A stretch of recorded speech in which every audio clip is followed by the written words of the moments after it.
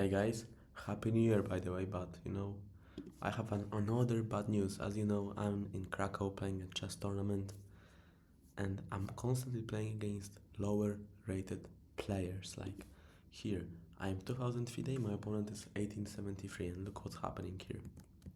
Play d4, e6, g3, bishop g2. So we are playing the Queen's Indian opening. And the computer actually says that it's better to take with the queen. And after knight to e4, just move to queen to c2 and then exchange the knights. But I thought that it's just not going to be time efficient. So I decided to take with the knight. I traded here again because I thought, okay, maybe this pawn is actually going to become weak. So I played e4. No, he cannot play d5, but he can play e5 and he will forever have this strong d4 square. So I decided to maneuver like this, and my initial idea was just to move my knight here and not move it. But then after I thought about it,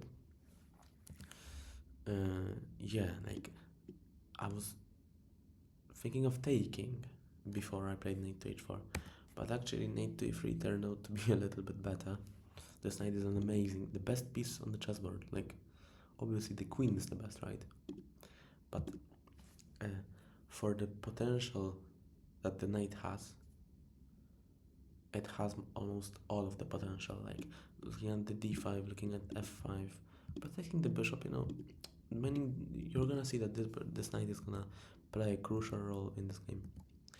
So I played f5 because I want to open up some file. He has an open file, so I also want to have an open file, maybe semi-open. Yeah, we both have semi-open files, but it's good. We have something to play with. And what is this move? Knight to b1. Well, I'm rotating. And before I played rook to f2, I calculated that I'm gonna be able to defend the pawn like this. So that's what I did. And here we just exchanged, and I felt like he just wasted many moves. Like take, this bishop is not doing much, can always play b3, it's blocking his own a pawn, the bishop will need to come back anyway, and that's what we do. And here, you know what, turns out I'm gonna win a pawn because he cannot take here, as I'm gonna play knight to h6.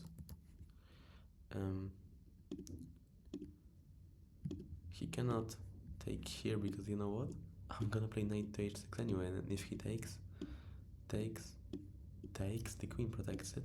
Even though he protects his rook like 3 times, the queen is the first protector, so he needs to sacrifice the queen and rook against the knight. I've showed you game number 2, guys. You know that it's not gonna do well for black. Oh, and here I can even take on g6. That's complete GG. Anyway, so I decided I took, and he played queen to g5. I played queen to knight to e3. I did not think of queen g5. Like, my mistake is that I really just stop thinking after I'm winning. It's +2, and like I'm just starting to relax, and that's my mistake. And here, crucial move. He didn't even see this move, I asked him, but I saw it. Play pawn to h4 first, kick the queen out, or maybe push it to f6, h6, and I'm gonna show you why it was so important, because after this, the position turns out to be 0-0. I play queen king to g1, and the only thing that I was calculating was rook to c1, which was probably winning, right? I haven't checked it with the computer exactly.